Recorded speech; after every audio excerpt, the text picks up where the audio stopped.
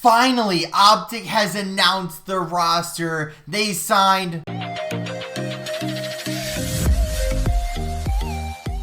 What's going on, guys? Jay Hoyt back with you today. Welcome back to Call of Duty Modern Warfare 2. We're back here in ranked play. We got some good gameplay for you in the background. But as you can tell by the title, finally we have an OpTic Texas roster to talk about and go over. So of course, we kind of heard about it a little bit ago. It was rumored that this was the team, and it ends up being true. So Dashy and Shotzzy stay on board.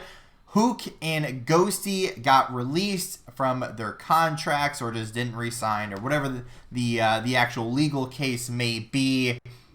And we were wondering, right, who's going to take their spot? There's been, a ton of people on the free agent market, and obviously OpTic's not a team that would kind of get like some young challengers players and really build around them, or put them in the lineup with like Shotzzy and Dashy, even though that's what they did last year with Ghosty. And it would have been cool to see that roster run it back for at least one more year, or at least start the year with that and then move on.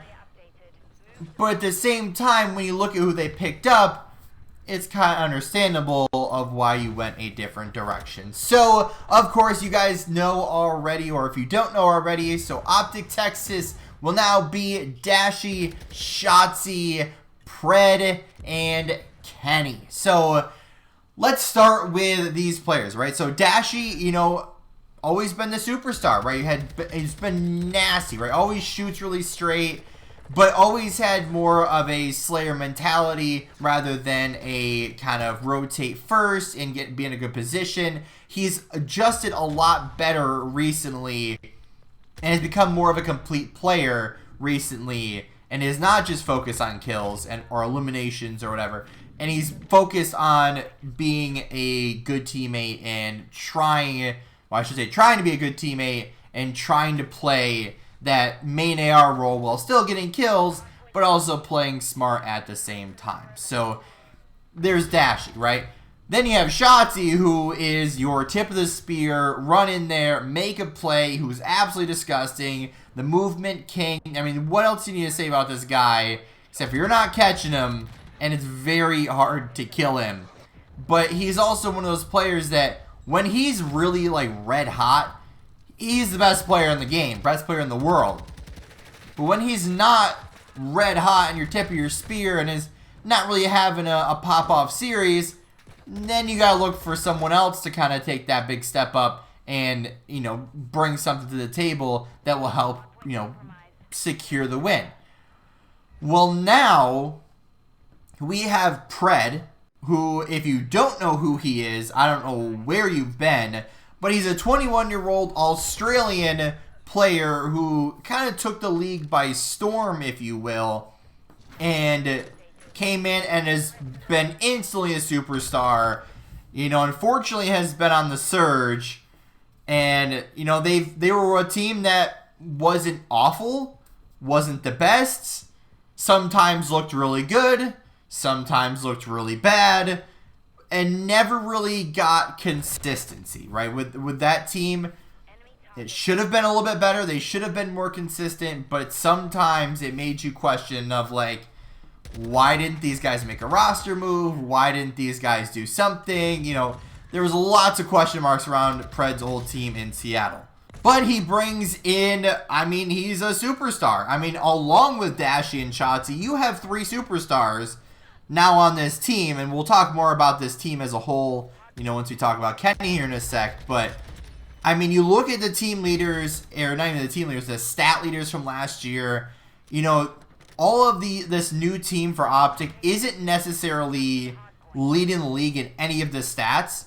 The closest being Pred's up there from last year, 3rd overall as the best KD, right? He got a 1.16. I'm sure if we look down through there, it'd be a little bit different. So I know, obviously, OpTic made a few roster changes last year. Some forced, some not.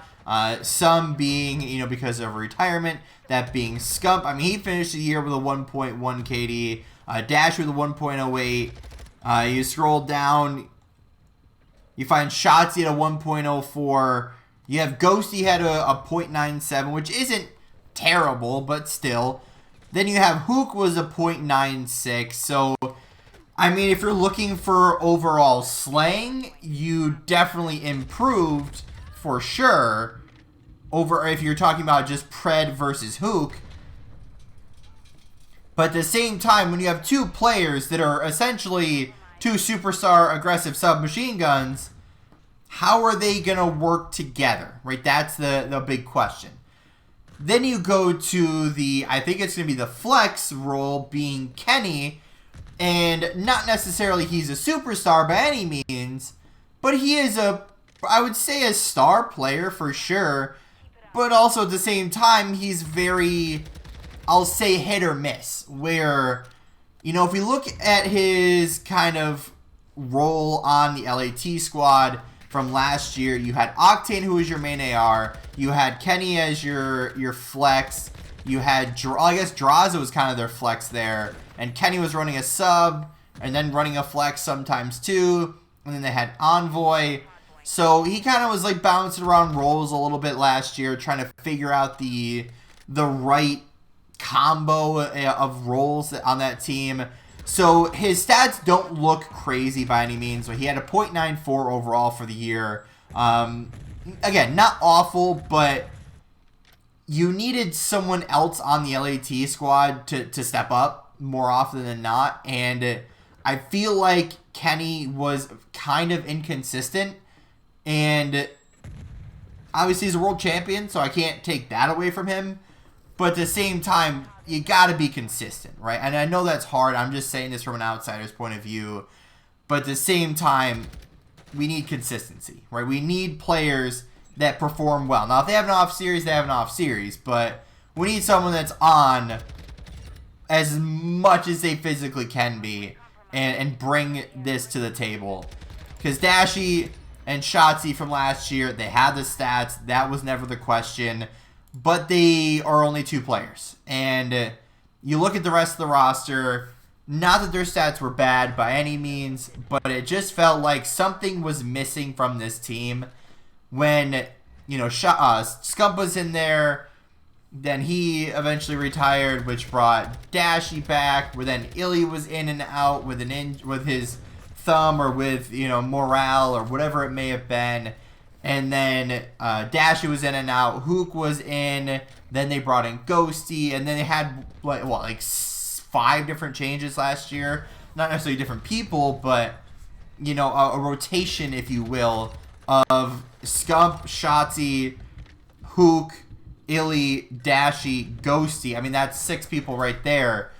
So, like I said, I wish they would have ran it back almost, but given the situation of getting Pred and getting a guy like Kenny, I understand why they didn't, right? I mean, Ghosty, I think, did well, but when you add in a star caliber world champion in Kenny, who, you know, LA Thieves basically squad wiped himself, in a sense, that you needed to go somewhere, and FaZe was already solidified, Toronto was already solidified.